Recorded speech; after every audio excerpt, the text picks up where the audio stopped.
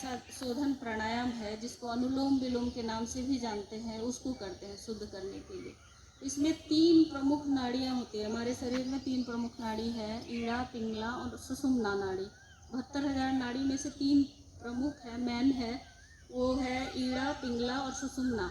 तो ईड़ा नाड़ी जो है हमारी बाईं ओर से चलती है, इस पिंगला नाड़ी दाहिने ओर से और सुषुम्ना नाड़ी बीच से। तो सुषुम्ना नाड़ी जल्दी से सभी का एक्टिव नहीं रहता है। जो वो बहुत ज़्यादा आध्यात्मिक साधु संत या साधना करते हैं, अभ्यास हमेशा डेली करते हैं, उन्हीं का पिंगला नाड़ी एक्टिव रहता है, नहीं तो वो हमेशा सुषुप्तावस्था में रहता है, इसीलिए उसका नाम सुषुम्ना नाड़ी भी दिया गया है। तो हम लोग की ईड़ा नाड़ी और पिंगला नाड़ी का क्या काम है वो थोड़ा सा बता देना चाहते हैं। आप लोग उसको प्रैक्टिकल खुद भी देख सकते हैं। जैसे हमारी बाईं ओर से जब श्वास चलती है, दोनों नाक के नथुने से एक जैसा श्वास कभी नहीं चलता है सभी का, और जब चलता है तो समझिए कि बहुत अच्छा है। अगर बाएं नाक से ज़्यादा तेज, कभी कभी ध्यान दीजिएगा, नाक को बंद करके, जैसे दाहिने नाक को बंद किए और श्वास को छोड़े, और फिर बाएं नाक को बंद किए फिर छोड़े, तो एक तरफ से आपको ज़्यादा लगेगा, श्वास छोड़ने का जो ये है वो ज़्यादा महसूस होगा, और एक तरफ कम महसूस होगा, थोड़ा सा कम हो लेकिन कम होगा। तो उसमें क्या पता चलता है कि जैसे बाईं ओर से ईड़ा नाड़ी चल रही है, दाहिनी ओर से पिंगला नाड़ी। तो जब बाईं ओर तेज श्वास चल रहा है तो आपका ईड़ा नाड़ी एक्टिव है ज़्यादा, तो उस समय आपका माइंड का जो काम होता है, मेंटल काम होता है, वो अच्छे से होगा।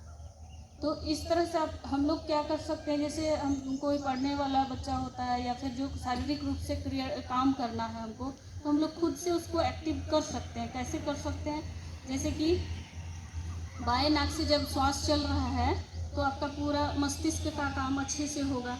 दाहिने नाक से चलता है तो आपका शारीरिक काम अच्छे से होगा, उस समय आप एक्टिव रहेंगे शारीरिक रूप से। लेकिन मानसिक रूप से डिसीजन वगैरह कुछ करना हो तो आप थोड़ा सा उसमें प्रॉब्लम होगा उस स्थिति में। तो जब आपको उस तरह से महसूस हो कि हमको माइंड का काम कुछ करना है और उसको बैलेंस में लाना है, तो क्या करना है, दाहिने नाक को बंद करके आप आराम से कहीं बैठे और 20 बार 25 बार बाएं नाक से श्वास ले छोड़े, जितना बार हो सके आराम से, तो आपका ये जो पिंगला नाड़ी है वो एक्टिव हो जाएगा। जब आपको उस तरह का काम, अगर शारीरिक रूप से आपको अस्वस्थ लग रहा है, थोड़ा सा आप अनईजी फील कर रहे हैं, एनर्जी नहीं मिल रहा है, तो उस समय आप बाएं नाक को बंद कर दें और दाहिने नाक से श्वास ले छोड़ें 20 बार 25 बार, जितना बार हो सके आराम से बैठ करके, रीढ़ की हड्डी को सीधे रखते हुए, लेकिन हमेशा। तो इस तरह से आपका शारीरिक क्रियाकलाप को भी सही कर देता है। और ये जो हम लोग दोनों नाड़ी से अनुलोम विलोम करते हैं, तो इससे क्या होता है कि दोनों को बैलेंस बनाता है, ईड़ा और पिंगला को, और सुषुम्ना नाड़ी जागृत होती है धीरे धीरे।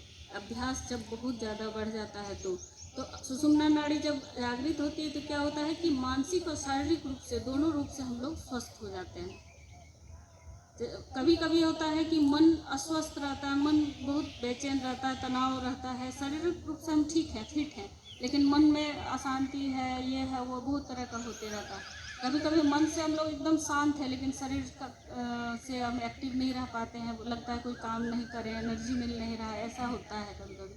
तो दोनों ही तरफ से जब हम लोग स्वस्थ हो जाते हैं तो वो सुषुम्ना नाड़ी जब जागृत होती है तब। इसलिए प्राणायाम का इतना बड़ा महत्व है कि अगर हम अच्छे से प्राणायाम ही सिर्फ करें तो हम अपने पूरे शरीर को स्वस्थ रख सकते हैं, प्राण ऊर्जा को बढ़ा करके। तो कपालभाति प्राणायाम थोड़ा सा कर लेंगे, उसके बाद शवासन वगैरह। कपालभाति प्राणायाम 100 से 150 बार करेंगे।